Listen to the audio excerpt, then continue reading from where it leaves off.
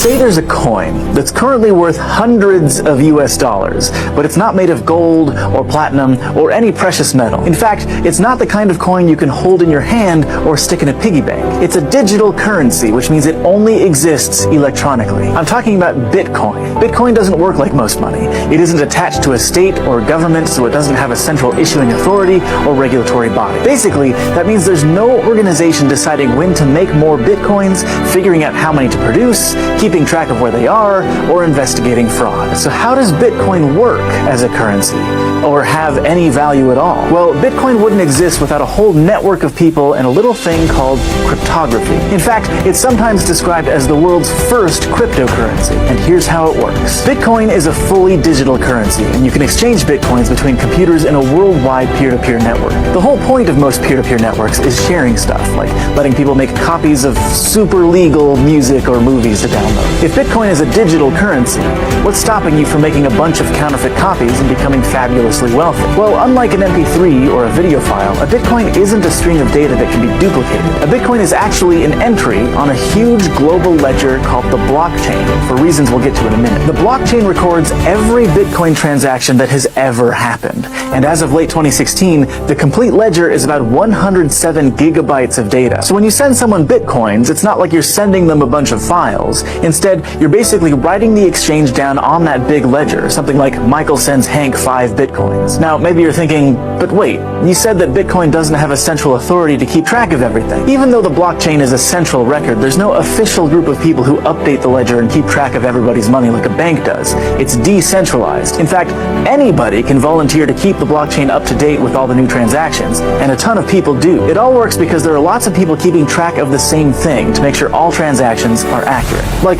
imagine you're playing a game of poker with some pals, but none of you have poker chips and you left your cash at home. There's no money on the table, so a few of you get out some notebooks and start writing down who bets how much, who wins, and who loses. You don't completely trust anyone else, so everyone keeps their ledgers separately. At the end of every hand, you all compare what you've written down. That way, if someone makes a mistake or tries to cheat and snags some extra money for themselves, that discrepancy is caught. After a couple of hands, you might fill up a page of your notebook with notes about the money movement. You can think of each page as a block of transactions. Eventually, your notebook will have pages and pages of information, a chain of those blocks. Hence, blockchain. Now, if thousands of people are separately maintaining the Bitcoin blockchain, how are all the ledgers kept in sync? To stick with our poker analogy, think of the entire Bitcoin peer-to-peer network as a really huge poker table with millions of people. Some are just exchanging money, but lots of volunteers are keeping ledgers. So when you want to send or receive money, you have to announce it to everyone at the table, so the people keeping track can update their ledgers. So for every transaction, you're announcing a couple of things to the Bitcoin network.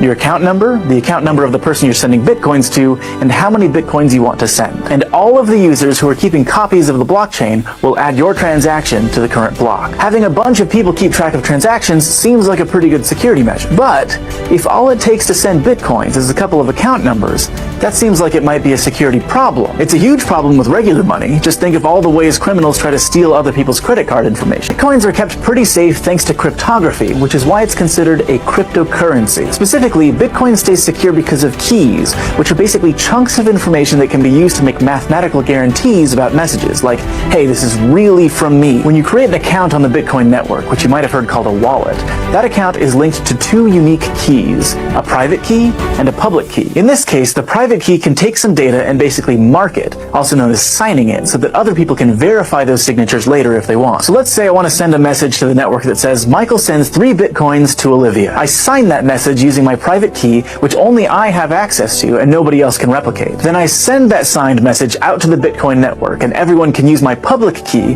to make sure my signature checks out. That way, everyone keeping track of all the Bitcoin trading knows to add my transaction to their copy of the blockchain. In other words, if the public key works, that's proof that the message was signed by my private key and is something I wanted to send. Unlike a handwritten signature or a credit card number, this proof of identity isn't something that can be faked by a scam artist. The who part of each transaction is obviously important to make sure the right people are swapping Bitcoins, but the when matters as well. If you had $1,000 in your bank account, for example, and tried to buy 2 things for $1,000 each, The bank would honor the first purchase and deny the second one. If the bank didn't do that, you'd be able to spend the same money multiple times, which might sound awesome, but it's also terrible. A financial system can't work like that because no one would get paid. So if I only have enough money to pay Olivia or Hank, but I try to pay them both, there's a check built into the Bitcoin system. Both the Bitcoin network and your wallet automatically check your previous transactions to make sure you have enough Bitcoins to send in the first place. But there's another problem that might happen with timing. Because lots of people are keeping copies of the blockchain all over the world, network delays means that you won't always receive the transaction requests in the same order. So now you've got a bunch of people with a bunch of slightly different blocks to pick from, but none of them are necessarily wrong. Okay, Bitcoin, how do you solve that problem? It turns out it's by actually solving problems. Math problems. To add a block of transactions to the chain, each person maintaining a ledger has to solve a special kind of math problem created by a cryptographic hash function. A hash function is an algorithm that takes an input of any size and turns it into an output with a fixed size. For example, let's say you had this string of numbers as your input, and our example hash function says to add all of the numbers together. So in this case, the output would be 10. What makes hash functions really good for cryptography is that when you're given an input, it's really easy to find the output, but it's really hard to take an output and figure out the original input. Even in this super simple example, there are lots of strings of numbers that add up to 10. The only way to figure out that the input was 1, 2, 3, 4 is to just guess until you get it right. Now the hash function that Bitcoin uses is called SHA-256, which stands for Secure Hash Algorithm 256-bit, and it was originally developed by the United States National Security Agency. Computers that were specifically designed to solve SHA-256 hash problems take, on average, about 10 minutes to guess the solution to each one. That means they're churning through billions and billions of guesses before they get it right. Whoever solves the hash first gets to add the next block of transactions to the blockchain, which then generates a new math problem that needs to be solved. If multiple people make blocks at roughly the same time, the network picks one to keep building upon, which becomes the longest and most trusted chain, and any transactions in those alternate branches of the chain get put back into a pool to be added onto later blocks. These volunteers spend thousands of dollars on special computers built to solve SHA-256 problems and run their electricity bills up sky high to keep those machines running. But why? What do they get out of maintaining the blockchain?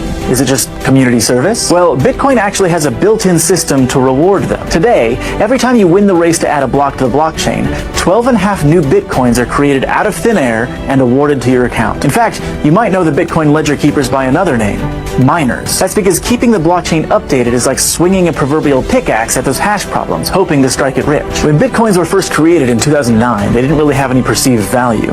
Tens of Bitcoins would have been worth the same as a bunch of pennies. As of November 10th, 2016, though, one Bitcoin is worth $708 US, so 12.5 Bitcoins are worth $8,850. That's a nice chunk of change. Every single Bitcoin that exists was created to reward a Bitcoin miner. Besides the big payout when they add a new block of transactions, miners are also essentially tipped a very small amount for each transaction they add to the ledger. It's also worth noting that every 210,000 blocks, the number of coins generated when a new block is added goes down by half. So what started as a reward of 50 Bitcoins decreased to 25, then 12.5, and it'll only be around 6 Bitcoins in a couple more years, and keep decreasing. Eventually, there will be so many transactions in a block that it'll still be worthwhile for miners to mostly be paid in tips. According to current projections, the last Bitcoin, probably around the 21 millionth coin, will be mined in the year 2140. This decreasing number of Bitcoins is actually modeled off the rate at which things like gold are dug out of the earth. And the idea is that keeping the supply of Bitcoins limited will raise their value over time. So, is investing in Bitcoin a good idea? Now that's not really a SciShow kind of question.